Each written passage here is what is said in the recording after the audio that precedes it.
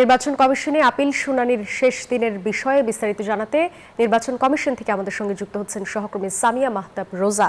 যাবো তার কাছে। রোজা, এখন সেখানে কি চিত্র দেখতে পাচ্ছেন? শুনানি শুরু হয়েছে এবং ভিতরে যেখানে শুনানি হচ্ছে বাহিরে সেখানে ছাত্রদল অবস্থান কর্মসূচি করছেন এবং আজ সকাল থেকে শুরু হওয়ার প্রথম ধাপে অর্থাৎ দুপুর 1টা পর্যন্ত প্রথম ধাপে যে শুনানি হয়েছে সেগুলো ক্রমিক সংখ্যা অনুযায়ী সিরিয়াল অনুযায়ী সেগুলো হচ্ছে শুনানি হয়েছে এবং সেখানে 35টি শুনানি সম্পন্ন হয়েছে এবং যেখানে মঞ্জুর নামঞ্জুর সবই আছে। তবে দ্বিতীয় ধাপ অর্থাৎ 2টা থেকে শুরু হওয়া যে শুনানি, সেখানে 2টা থেকে শুরু হওয়ার শুনানিতে এখন পর্যন্ত 30টি শুনানি সম্পন্ন হবে, যার মধ্যে প্রথম দিকে সব ধরনের শুনানি হলেও ঠিক 4টা থেকে আবার দ্বৈত নাগরিকত্ব নিয়ে যে শুনানিগুলো আছে সেগুলো শুরু হয়েছে এবং শুনানি শেষ হলে আমরা আরও বিস্তারিত জানতে পারবো।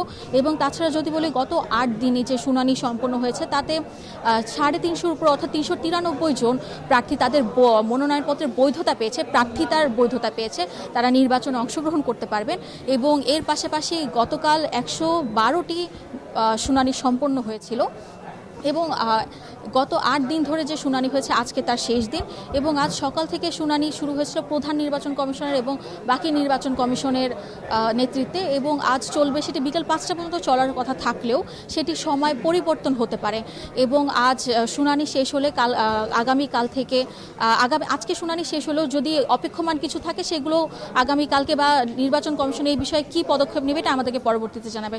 এই ছিল আমার কাছে আগারগাঁও নির্বাচন কমিশন থেকে সর্বশেষ তথ্য। ফিরে যাচ্ছি স্টুডিওতে। রোজা, ধন্যবাদ আপনাকে।